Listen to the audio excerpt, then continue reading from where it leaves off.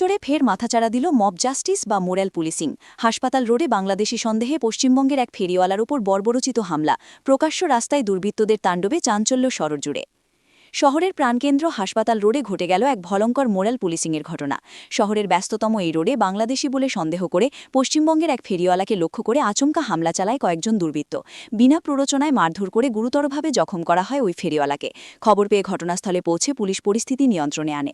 তবে প্রশ্ন উঠছে, আইন নিজের হাতে তুলে নেওয়ার এই প্রবণতা কবে বন্ধ হবে? শিলচরে একের পর এক মোরাল পুলিশিংয়ের ঘটনায় আতঙ্কিত সাধারণ মানুষ। এদিকে ঘটনার নিন্দা জানিয়ে সরব হয়েছে এদোত অঞ্চলের বিভিন্ন সংস্থা ও সংগঠন। এ ধরনের ঘটনায় ক্ষোভ ব্যক্ত করে Barak union for civil liberties ও বরাক ডেমোক্রেটিক যুবফ্রন্ট সংগঠনের তরফে রাঙ্গিরখাড়ি থানায় একটি এজাহার দায়ের করে ঘটনার সঙ্গে জড়িতদের অতিসত্বর গ্রেফতারের দাবি তুলেছে। বিষয়টি শান্তিবিঘ্নের ইচ্ছাকৃত ঘটনা বলে দাবি করে আন্দোলন গড়ে তোলার হুঁশিয়ারি দেন কল্পানব গুপ্ত। এদিন জয়দীপ ভট্টাচার্য, দেবায়ন দেব ও অরিন্দম দেব প্রমুখ উপস্থিত ছিলেন।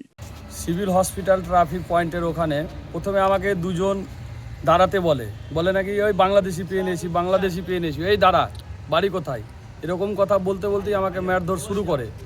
তখন আমি দাঁড়ালাম, বললো আধার কার্ড দেখা, বাড়ি কোথায়, মুর্শিদাবাদ, বাংলাদেশি তাহলে তুই, এই তোরা বাংলাদেশি। তারপরে ধর্মীয় স্লোগান দিচ্ছে। তারপরে দুজন একজন করতে করতে তারা 10-12 জন হয়ে যায়। 10-12 জন হয়ে যাওয়ার পরে আমার গোপন অঙ্গে লাথি মারে, মুখে লাথি মারে, গাড়ি ছিনিয়ে নেওয়ার চেষ্টা করে। তারপরে আমি নিজের জীবন বাঁচাবার জন্য গাড়ি ছেড়ে পালিয়ে যাই। এই যে ধর্মীয় স্লোগান এবং মানুষের মধ্যে আতঙ্ক সৃষ্টি করা, এটা তো অ্যাকচুয়ালি একটা ধর্মীয় কাজ নয়। আমরা খেটে খাওয়া শ্রমিক, কাজে এসছি, আমাদের বাড়ি ওয়েস্ট বেঙ্গল মুর্শিদাবাদ সুতি 1।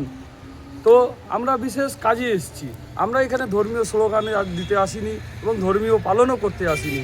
যার যেটা ধর্ম সে সেটা পালন করবে, তার ব্যক্তিগত ব্যাপার। কিন্তু আমার দাবি, আমি একজন ভারতীয় মুসলিম নাগরিক। আমার কি মুসলিম হওয়াটাই অপরাধ, না আমার এই ভিন্ন রাজ্যে কারবার করাটাই অপরাধ? বিশেষ অনুরোধ থাকলো আসাম মুখ্যমন্ত্রীর কাছে যে এই বিষয়টা যেন অতি তাড়াতাড়ি দেখে এবং নজরে আনে। এইসব ঘটনা অনেক জায়গায় ঘটছে, যেন ব্যবস্থা নেওয়ার কোনো ব্যবস্থা একটা করে।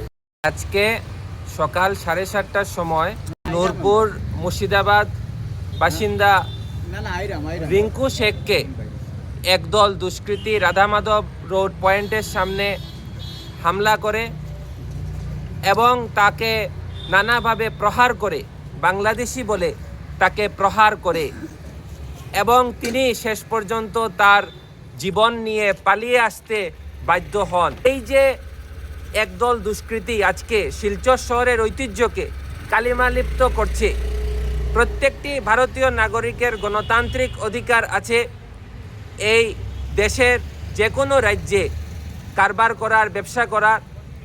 আজকে তারা আজকে অসুরক্ষায় ভুগছেন, তাদের জীবন অসুরক্ষিত হয়ে গেছে। তাই আজকে আমরা রাঙ্গিরখাড়ি আউটপোস্টে এসে আমরা এফআইআর লজ করছি এবং এইসব দুষ্কৃতীদের যাতে অবিলম্বে গ্রেফতার করা হয় সেটা আমরা দাবি রাখছি। যদি গ্রেফতার না হয় তাহলে আগামীতে কিন্তু বৃহত্তর আন্দোলন করতে আমরা বাধ্য থাকব।